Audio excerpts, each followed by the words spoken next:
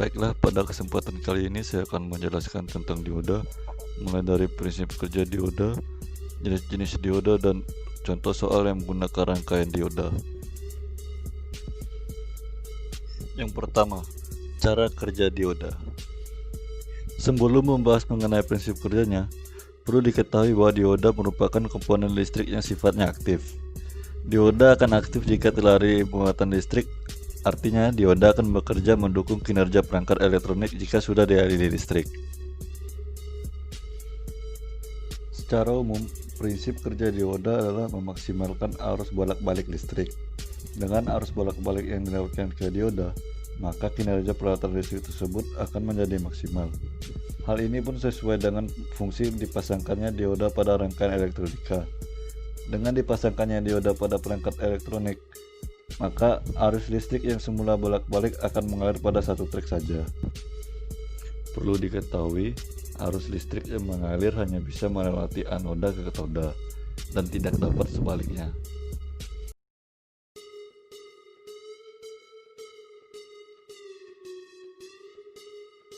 Untuk membedakan anoda dan katoda, dapat melihat garis pada dioda.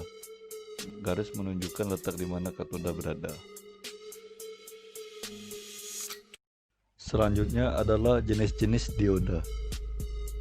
Yang pertama adalah dioda normal atau dioda PN junction.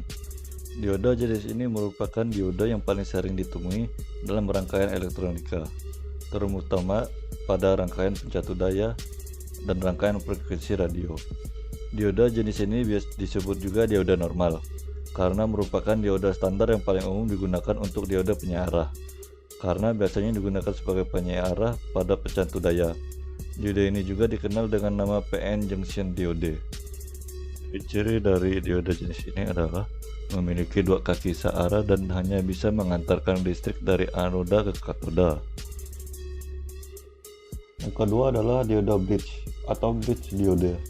Dioda bridge pada dasarnya adalah dioda yang terdiri dari 4 dioda normal yang umumnya digunakan sebagai penyearah gelombang penuh dalam rangkaian pencatu daya. Dengan menggunakan dioda bridge ini, kita tidak perlu lagi merangkai 4 buah dioda normal menjadi rangkaian penyearah tegangan AC ke tegangan DC, karena telah dikemas oleh produsen menjadi satu komponen saja. Diode bridge ini memiliki 4 kaki terminal, yaitu 2 kaki terminal input untuk memasukkan tegangan atau arus bolak-balik, dan 2 kaki terminal untuk output positif dan output negatif. Untuk menentukan positif, negatif, dan AC pada dioda bridge dapat dilihat pada dioda tersebut bahwa pada pin paling kanan dioda tersebut merupakan pin positif, pin sebelah paling kiri dioda tersebut merupakan pin negatif, dan 2 pin di tengah merupakan pin AC. Selanjutnya adalah dioda Zener. Dioda Zener adalah jenis dioda yang dirancang khusus untuk dapat beroperasi di rangkaian reverse bias atau bias balik. Karakteristik dioda Zener ini dapat melewati arus listrik pada kondisi bias terbalik atau reverse bias apabila tegangannya mencapai titik tegangan breakdown-nya. Namun pada saat forward bias atau bias maju, dioda Zener ini dapat mengantarkan arus listrik seperti dioda normal pada umumnya. Dioda Zener ini dapat memberikan tegangan referensi stabil sehingga banyak digunakan sebagai pengatur tegangan pada pencatu daya. Selanjutnya adalah dioda LED. Dioda LED atau Lightning Emitting Diode merupakan jenis dioda yang dapat memancarkan cahaya monokromatik ketika diberikan tegangan maju atau forward bias. LED yang ada berwarna merah, jingga, kuning, biru, hijau, dan putih tergantung pada panjang gelombang dan jenis senyawa semikonduktor yang digunakan. Dalam kehidupan sehari-hari, kita dapat menemukan aplikasi LED di lampu-lampu penerangan rumah maupun jalan raya, lampu indikator peralatan elektronik dan listrik, lampu dekorasi dan iklan, serta backlight untuk TV LCD. Selanjutnya adalah dioda foto atau fotodiode. Adalah jenis dioda yang dapat mengubah energi cahaya menjadi arus listrik. Dioda foto ini sering digunakan sebagai sensor untuk mendeteksi cahaya seperti pada sensor cahaya kamera, sensor penghitung kendaraan, scanner barcode, dan peralatan medis. Dioda foto ini dapat dibagi menjadi dua jenis, yaitu dioda fotovoltaik yang menghasilkan tegangan seperti sel surya, dan dioda fotokonduktif yang tidak menghasilkan tegangan dan harus diberikan sumber tegangan lain untuk penggerak beban. Dioda laser atau laser diode adalah jenis diode yang dapat menghasilkan radiasi atau cahaya koheren yang dapat dilihat oleh mata dan spektrum inframerah ketika dialiri arus listrik. Dioda laser ini sering digunakan pada perangkat audio atau video seperti player DVD dan Blu-ray, laser pointer, scanner barcode, alat ukur jarak jauh, dan alat printer laser. Laser pada dasarnya adalah singkatan dari Light Amplification by Simulated Emission of Radiation. Selanjutnya adalah dioda varaktor atau varaktor diode. Diode varaktor atau kadang-kadang disebut juga dengan dioda varicap adalah jenis dioda yang memiliki sifat kapasitas yang berubah-ubah sesuai dengan tegangan yang diberikan. Dioda varaktor ini sering digunakan di rangkaian-rangkaian yang berkaitan dengan frekuensi seperti osilator, TV tuner, dan radio tuner. Simbol dioda varaktor atau dioda varicap ini dilambangkan dengan sebuah dioda yang ujungnya ditambahkan sebuah kapasitor. Selanjutnya, dioda tunnel atau tunnel diode. Dioda tunnel atau dioda terowongan adalah jenis dioda yang mampu beroperasi pada kecepatan yang sangat tinggi dan dapat berfungsi dengan baik pada gelombang mikro. Dioda tunnel ini biasanya digunakan di rangkaian pendeteksi frekuensi dan konverter. Dioda tunnel disebut juga sebagai dioda Esaki. Nama Esaki diambil dari nama penemu dioda jenis ini. Selanjutnya adalah dioda Schottky atau Schottky diode. Dioda Schottky merupakan jenis dioda dengan tegangan maju yang lebih rendah dari dioda normal pada umumnya. Pada arus rendah, tegangan jatuh berkisar antara 0,15 volt hingga 0,4 volt. Tegangan ini lebih rendah dari dioda normal yang terbuat dari silikon yang memerlukan 0,6 volt. Dioda ini banyak digunakan pada aplikasi resistor, penyarah, clamping, dan juga aplikasi RF. Nama Schottky ini diambil dari nama penemu efek Schottky, yaitu Walter H. Schottky, yang berasal dari Jerman. Efek Schottky adalah penghalang potensial yang terbentuk pada pertemuan logam semikonduktor yang mempunyai karakteristik penyerahan. Efek tersebut cocok untuk penggunaannya pada dioda. Oleh karena itu, dioda Schottky atau Schottky diode disebut juga dengan dioda penghalang atau barrier diode. Selanjutnya adalah contoh perhitungan rangkaian dioda.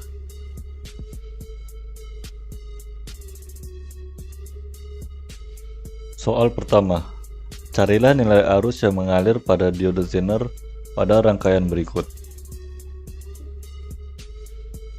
Pada rangkaian tersebut diketahui tegangan sumber atau Vs sama dengan 20 volt.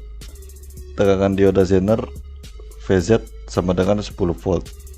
Resistor seri sama dengan 270 ohm dan resistor beban sama dengan 1 kilo ohm.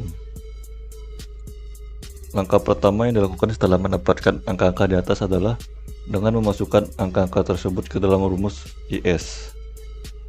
IS sama dengan Vs dikurang Vz dibagi dengan Rs. IS sama dengan 20 dikurang 10 Vs dibagi dengan 270 ohm, sehingga hasil yang didapat adalah 0,037 ampere. Pada rangkaian tersebut, resistor beban atau RL dipasang secara paralel dengan dioda Zener. Jadi bisa diambil kesimpulan bahwa VL sama dengan VZ. Jadi Tegangan pada resistor VL adalah 10 volt. Arus yang mengalir pada resistor beban dapat dihitung dengan menggunakan IL sama dengan VL dibagi RL. Maka IL 10 volt dibagi 1 kilo ohm sama dengan 0,01 ampere. Nilai IS adalah arus yang melalui resistor seri atau bisa disebut juga dengan arus total. IS sama dengan IZ tambah IL. Jadi nilai beban dapat dihitung dengan menggunakan IZ sama dengan IS dikurang IL, yaitu IZ sama dengan 0,037A dikurang 0,01A menghasilkan 0,027A. Jadi dari hasil perhitungan rangkaian di atas didapatkanlah arus yang mengalir di dioda Zener sebesar 0,027A atau 0,027 ampere. Contoh soal 2. Carilah arus yang mengalir pada dioda Zener 1 dan dioda Zener 2. Pada rangkaian tersebut, dioda Zener yang pertama akan mengarah dioda Zener yang kedua. Dioda Zener yang pertama akan menghasilkan tegangan output sebesar 20 volt dan menjadi tegangan input dioda Zener yang kedua. Tegangan output beban akan sama dengan tegangan dioda Zener yang kedua. Pertama yang harus dilakukan adalah dengan memasukkan rumus, yaitu IR 750 sama dengan VS dikurang VZ dibagi R 750. Maka hasil dari IR 750 sama dengan 400 dikurang 15V dibagi dengan 750 ohm menghasilkan IR 750 sama dengan 0,033 ampere. Jadi arus yang melewati resistor 750 ohm adalah 0,033 ampere.